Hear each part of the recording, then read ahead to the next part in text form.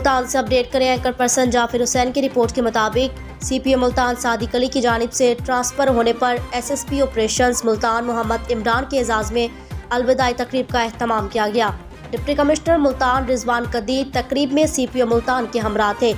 S S P operations Multan Arsalan Zahid, S S P investigation Multan Rana Muhammad Ashraf, C T O Multan Jalil Imran Gilzai, S P city division Hassan Raza Khaki, S P Gulgasht division Ayaz حسین، S P صدر division شمس الدین، اے S پی Kent Tayyab Wazir اور A S P new Multan اننت تجمل بھی تقریب میں شریک ہوئے۔ سی P O Multan صادق علی نے اس موقع پر S S P operations Multan کی خدمات کو سراہا، کہا کہ انہوں نے بہترین پالیسنگ کے ذریعے ذمہ داری کے ساتھ اپنے فرائض سر انجام دیے۔